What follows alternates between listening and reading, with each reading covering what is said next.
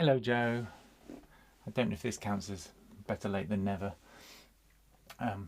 Or maybe it's the exception that proves the rule, I don't know. But yeah, here we are, Tuesday evening. I'm going to play quietly because it's very late at night.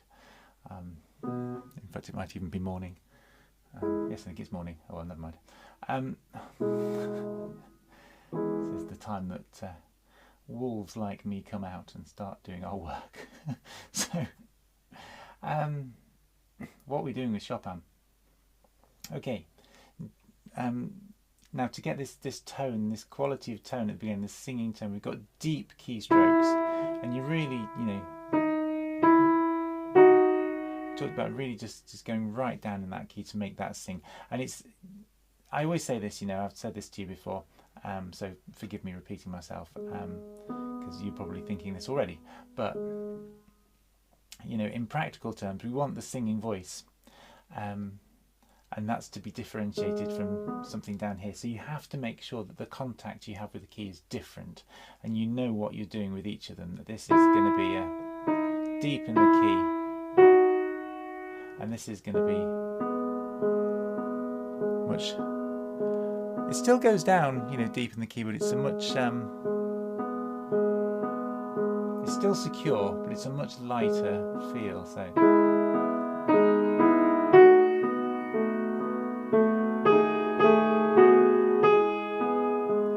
So I'm just really thinking about going deep on that top voice.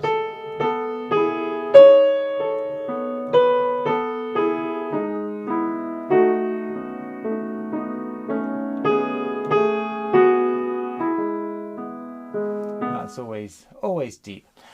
Okay, this second section down here, poco più animato, we're going, oh sorry,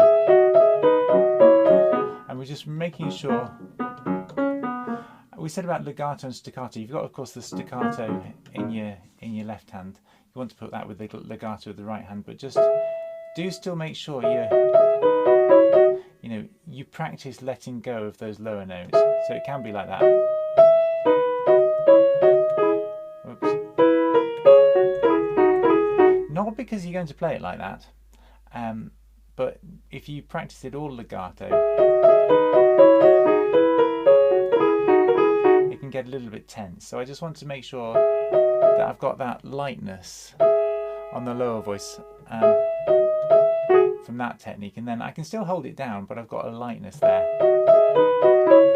I'm not holding it quite as legato as the top voice.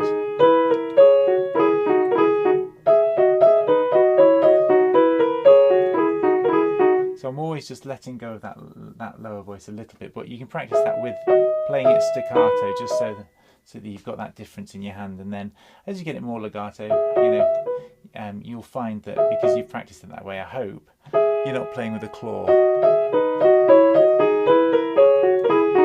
which is quite uncomfortable, but it's more.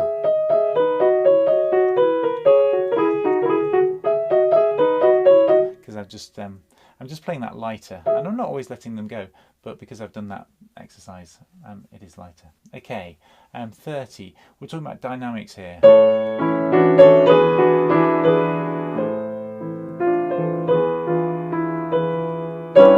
And making sure that you've got the dynamic difference, but also that's played out in the legato, this supremely legato.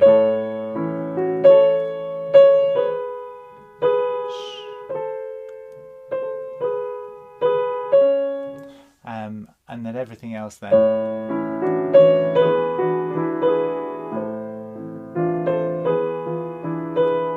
didn't start that loud enough. I'm just playing quietly, but so you get the real contrast between the two.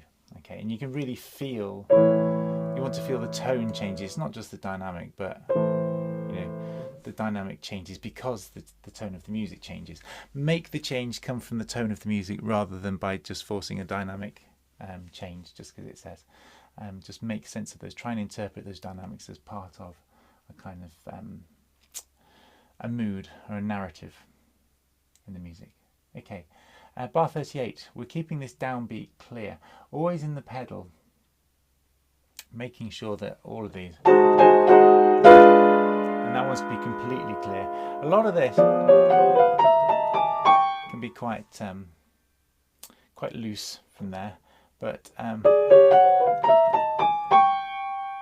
just make sure that you know, I mean in pedaling terms, sorry, that it can mix up a bit, but just make sure that is completely clean, and then you can get into all that pedaling. Just make sure that each one, all of those are going to be really, or it's that one at the end, they're going to be really clear. And start your practice from 41 as well. Start your practice from where that octave symbol comes in, the G sharp and the D. Go from there, and I would just make sure that is really fluent. What is it? There.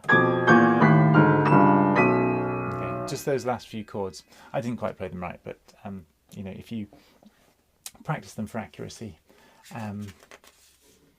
from that point, and then you can dovetail that in with the rest of it. Just go down there. And again, 46, the definition of this, you know, making sure that, you know, it's a staccato chord, but just making sure that's really clearly defined and it's clean in the pedal, and that's going to help you go on. I don't think there's anything else on that. No, that's it. Brilliant. Okay, so I hope that's I think you've got everything that's there, but hopefully that's just a bit of a recap. Just keep it relaxed. All of this stuff, you know, it's all about keeping relaxed, this piece, and just making sure that you can find those singing sounds. I think find the singing sounds when you've got that nice relaxed touch on the piano. Brilliant. I'll leave it there for you.